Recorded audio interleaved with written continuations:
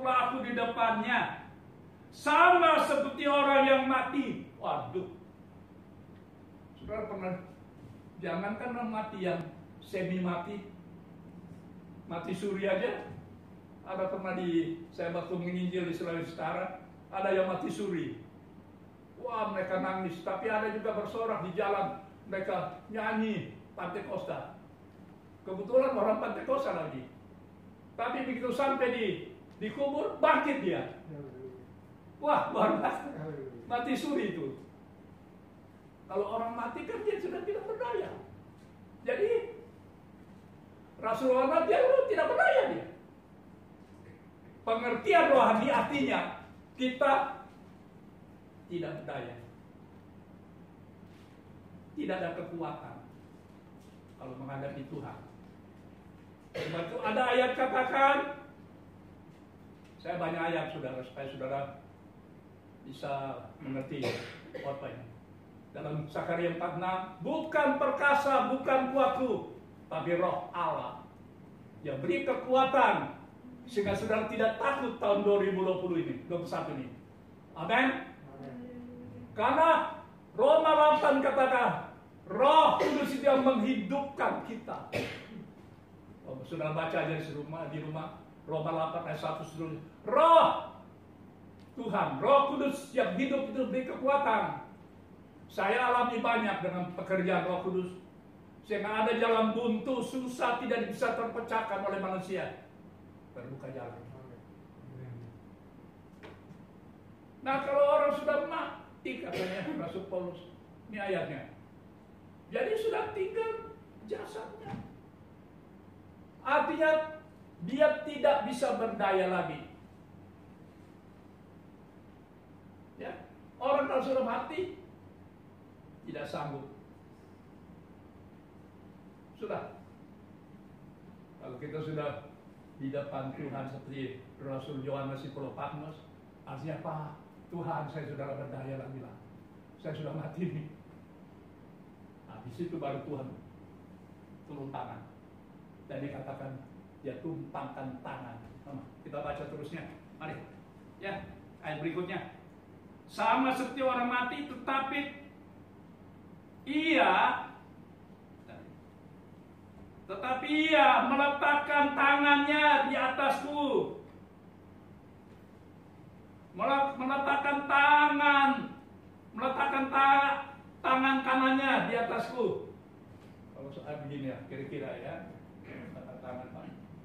Ya saudara, firman Tuhan tangan kanan ini tangan keselamatan. Tangan umur panjang. Itu Alkitab katakan. Tangan kiri apa? Hah? Siapa tahu? Berkat, kekayaan. Yang penting tangan kanan. Tangan kiri itu nomor 2. Tangan kanan yang penting. Walaupun saudara kaya, kalau sudah game, mau apa lagi?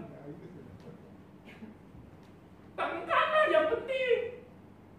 Kalau tangan kanan menyertai usaha pekerjaanmu lancar nanti. Berhasil beruntung nanti, amin. Kalau tangan kanan menyertai walaupun COVID-19, Anda pasti sembuh. Haleluya, kita beri kemuliaan. Ya, saya sudah alami ini semua. Waktu saya berkhotbah, saya sudah alami.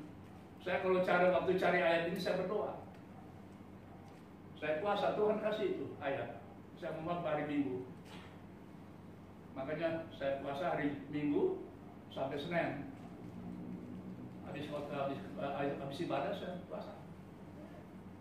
Istri, anak saya, cucu sudah tahu. Tangan kanan. Ya, tempat. Biasanya kalau pendeta lagi tumpang tangan mereka yang sakit, susah apapun, tangan kanan. Ada suatu saat, karena ini jemaat lebih pintar dari gembala, lebih pintar dari penginjil, bukan gembala. Yang datang penginjil, saudara. Kemudian diingat nih, tangan kanan keselamatan kan, gitu kan. Tangan kiri kekayaan. Ini kesaksian karena penginjil datang pada satu pelayanan gereja, Bapak Gembala dia di belakang. Lantas penginjil di mimbar khotbah. Kemudian altar call panggil yang sakit, yang susah datang.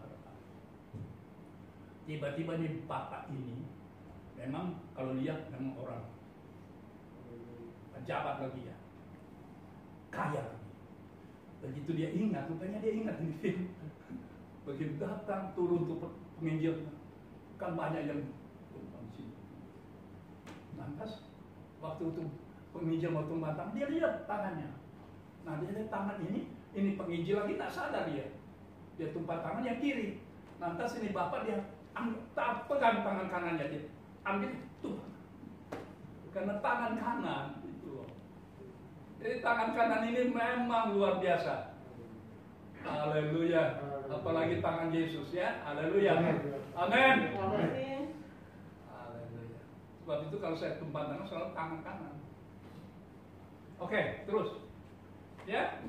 Kita lihat di sini bahwa Rasul Yohanes ini sangat menemui Tuhan itu luar biasa. Seperti Ibu Maria tadi nyanyi song leader, hadirat Tuhan, luar biasa. Kalau saudara sudah dijamah Tuhan itu dengan tangan kanan, hilang itu susah, hilang itu penyakit, bahkan Tuhan cabut sembuh. Hilang itu masalah, persoalan hidup. Saya sudah alami sebab itu saya khotbah.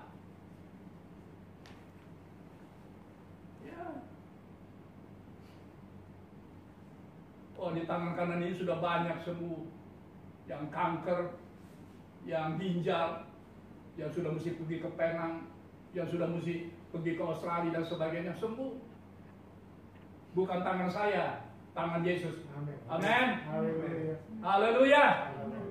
Ya. Terus, di mana saudara? Di sana katakan jangan takut. Awal Tuhan nyatakan jangan takut, kita harus apa? Sudah tahu apa? Awal loh. Amsal 19:10. Permulaan segala hikmat akan siapa? Tuhan. Amsal 19:10 itu. Jadi awal kalau kita melihat tangan Tuhan akan turun dan menyembuhkan Anda, mengangkat beban berat, memberkati saudara, membuka jalan masalah apapun. Tangan Tuhan akan turun, tangan kanan Tuhan, dan katakan jangan takut. Maka kita harus awali hidup ini di awal tahun 2021 mulai hari ini. Tanggal 3 Januari 2021, tepat bulan Januari, bulan hari Minggu, saudara mesti ingat ini awalnya supaya sudah menang. Yaitu Amsal 19:10. Permulaan segala hikmat takut akan Tuhan. Nah, itu awalnya. Sehingga Tuhan bilang jangan takut. Jangan. Definisi dari jangan takut, permulaan segala hikmat jangan takut adalah Amsal 19:15 ayat 27-28. Takut akan Tuhan sumber kehidupan. Sekali lagi, takut akan Tuhan adalah sumber kehidupan. Bukan titik koma. Sehingga terhindar dari jerat maut. Dalam Thomson Study Bible, Alkitab King James, versi King James yang ada pada saya.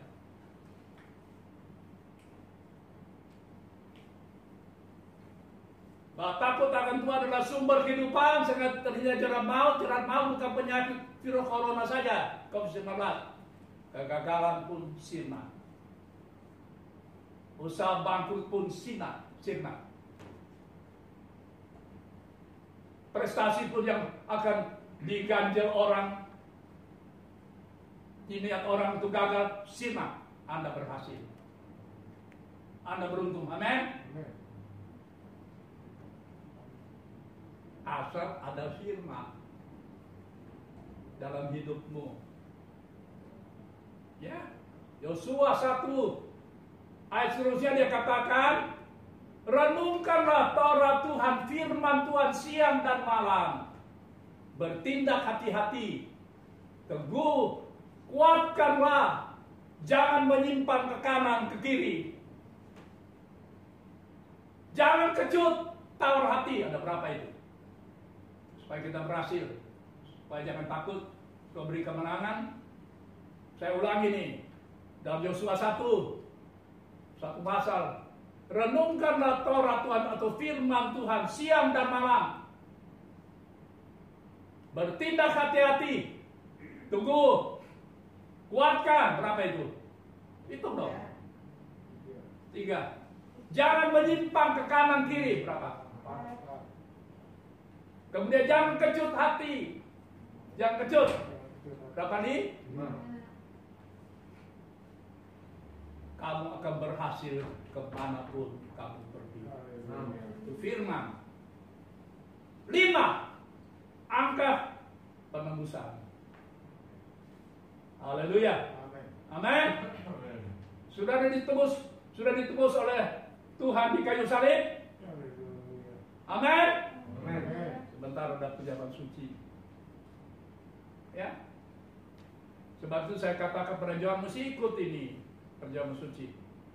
Anda nanti akan mengalami masalah persoalan hidup. Anda tidak sanggup, tidak berdaya. Rasul Yohanes sampai tersungkur dia, seperti mati karena tidak berdaya, tidak sanggup. Kalau orang sudah mati tidak sanggup, tidak bisa buat apa-apa lagi.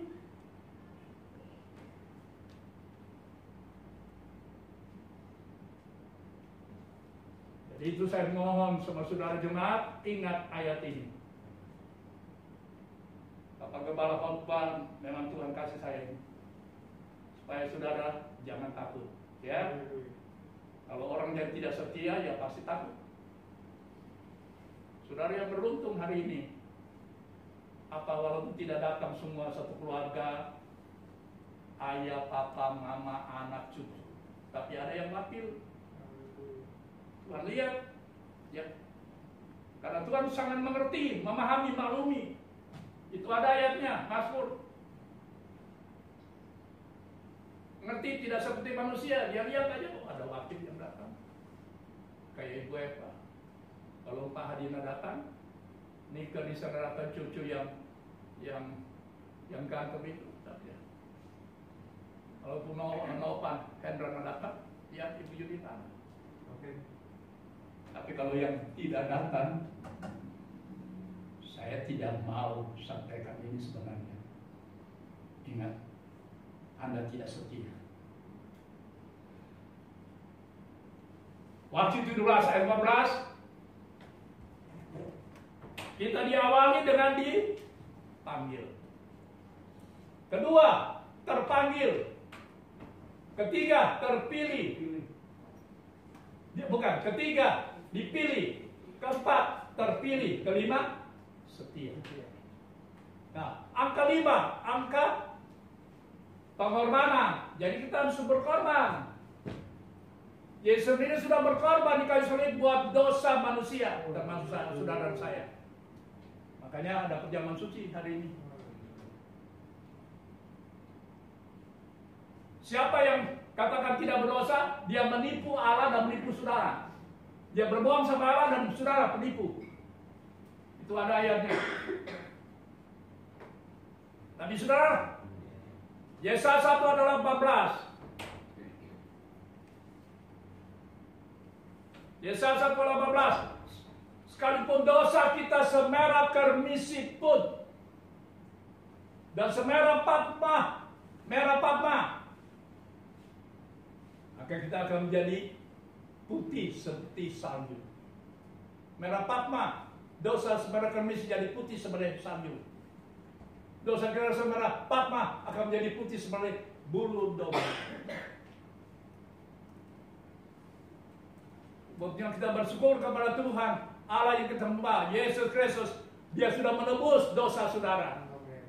Di tahun 2020 kita sudah kan ada ikut tanggal berapa ini ya? perjamuan terakhir.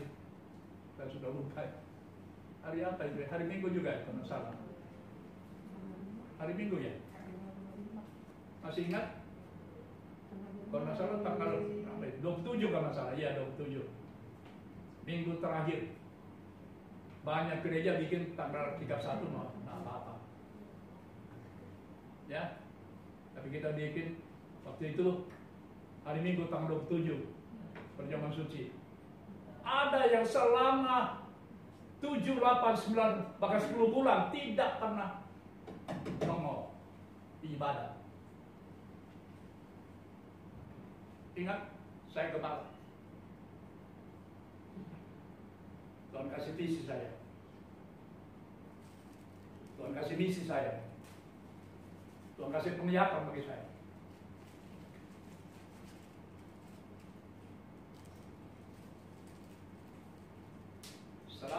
Bahkan ada yang selama 1 tahun loh. Saya ingat. Karena saya berdoa tiap hari itu. Nama-nama. Selama 1 tahun tidak pernah. COVID-19 kan baru bulan Maret. Ya, atau Februari ya. Selama 1 tahun tidak pernah berhenti.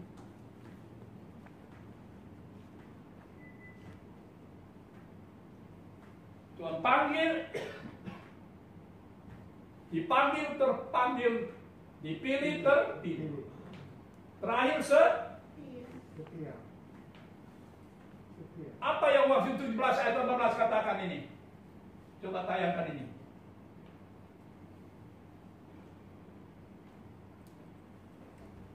Tolong, Ibu Malia. Wahyu 17 ayat 18.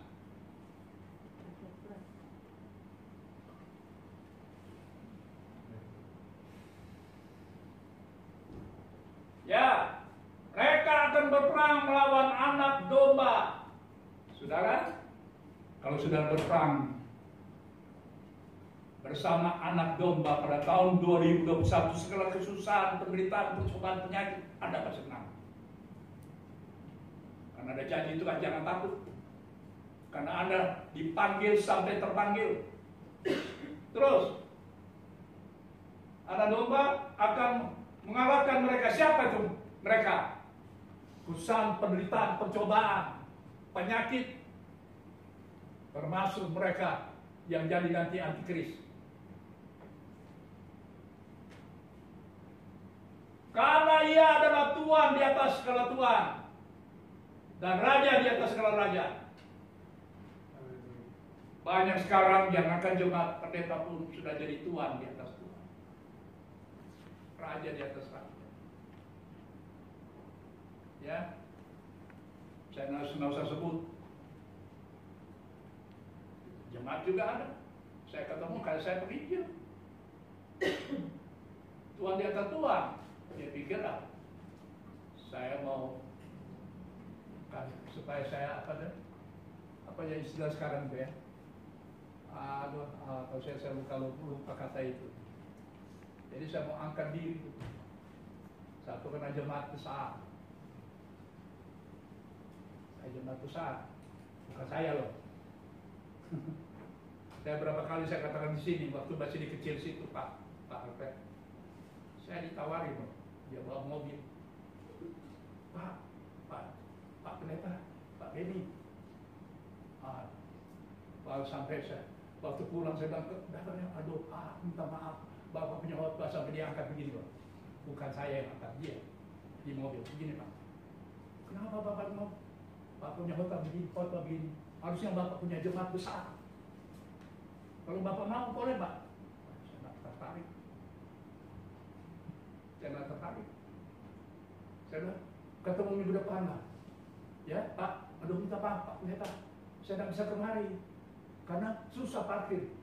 Saya bisa ngerti karena orang kaya kan, mobilnya mobil baru lagi loh, masih grace, masih baru. Saya ngerti. Haleluya. Puji Tuhan. Jadi di sini saudara, kita dipanggil dan panggil. Apa maksud ini dua? Kita menuju kemenangan, terpilih, Yaitu kita dipanggil, percaya, dan menerima Yesus sebagai Tuhan dan Juru Selamat. Langkah pertama. Langkah kedua, menyesal dan bertobat. Jangan jemaat, pendeta pun banyak nak bertobat. Saya ditelepon karena saya penginjil kemana-mana. Saya berapa kali ini telepon, Om, Pak Pendeta, ada bilang pastor, ini siapa ya? Ya baru dia sebut namanya. Oh di sini Om, udah banyak yang meninggal karena COVID-19. Wah, kasihan dong.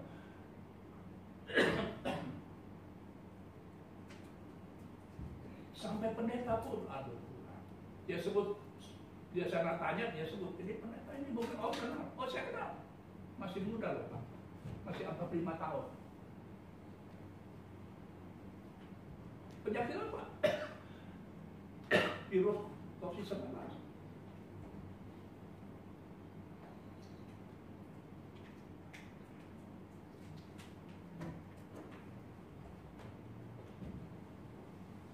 Percaya Yesus, menerima Yesus. Langkah pertama, kedua, menyesal dan tobat. Langkah kedua, langkah ketiga, langkah keempat, dibaptis dalam baptisan air. Ada yang bertanya sama saya, tapi gereja lain loh. Tapi saya tidak klaim sama dia, tidak. Karena di gereja lain, gereja Presbyterian, saya layani mereka, saya layani.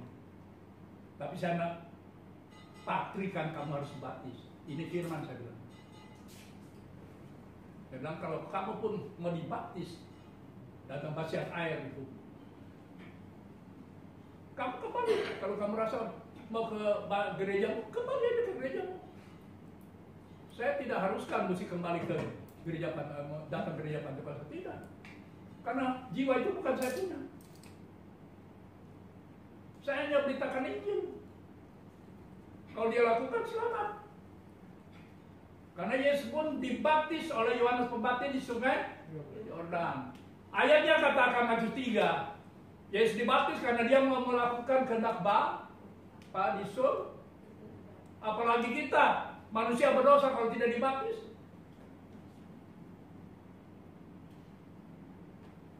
Berdosa kalau tidak dibaptis. Berarti tidak melakukan kehendak Bapa. Sebab itu selalu kita menghadapi masalah. Ukuran keselamatan bukan kekayaan. Ukuran keselamatan bukan prestasi. Ukuran keselamatan bukan karir. Ukuran keselamatan bukan dia berhasil. Tapi ukuran keselamatan adalah percaya kepada Yesus, dan tangan kanan Tuhan yang tumpangkan itu adalah tadi keselamatan. Kalau tangan Tuhan sudah tumpangkan bagi saudara, waduh, hebat.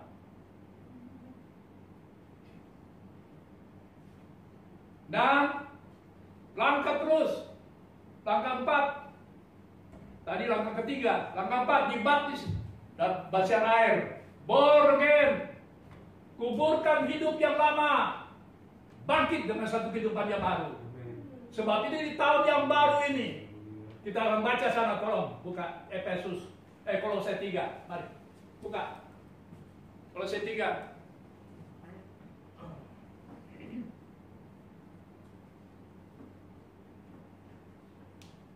Tolong ya, kalau saya 3 buka, nanti saya buka ini. Kalau saya mencari Alkitab repot lagi, perlu waktu yang panjang. Kalau saya 3, tayangkan ini ayatnya.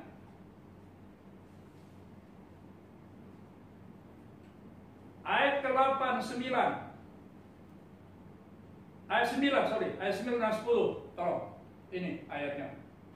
Jadi kita kalau mau dengan tahun baru mesti hidup yang yang lama lalu. Tapi ya ayat ini kalau saya 3 ayat 9. Tolong kita baca sama-sama ini ayat 1, 2, 3. Jangan lagi kamu saling mendustai, karena kamu telah mengajarkan manusia lama, serta Kelakuannya ayat 10. janganlah mengenakan manusia baru yang terus-menerus berubah ini untuk memperoleh pengetahuan yang benar menurut Gambar kalik. Gambar kalik saudara siapa? Keras dong, jangan malu-malu, jangan rasa salah. Gambar kalik kita siapa? Tuhan Yesus Kristus. Itu gambarnya. Amin. Kalau Yesus sabar, kita rusak. Kalau Yesus rendah hati, kita rendah. Hari hidup yang bang. Haleluya. Ada haleluya? Semua bilang haleluya. Haleluya. Haleluya. Puji Tuhan. Ya, kalau saudara lakukan firman ini, pasti Anda berhasil. Walaupun dunia bagaimanapun keadaannya. Oke.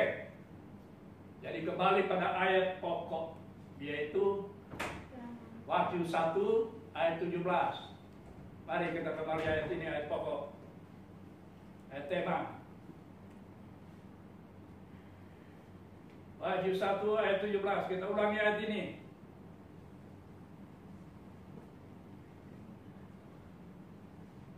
Kita baca lagi kembali ayat ini.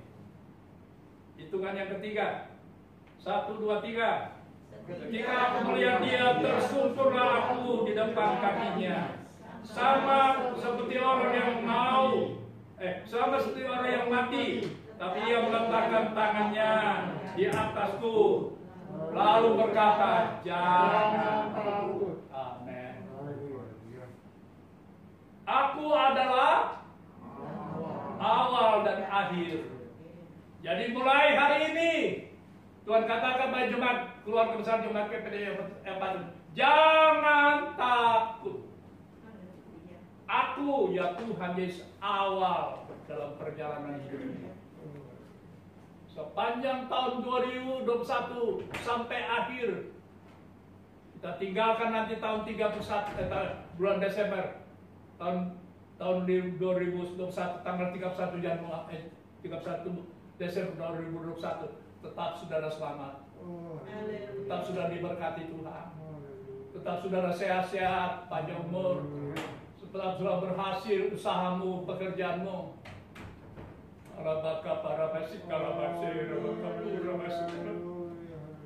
Haleluya.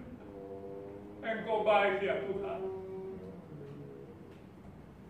Tapi ingat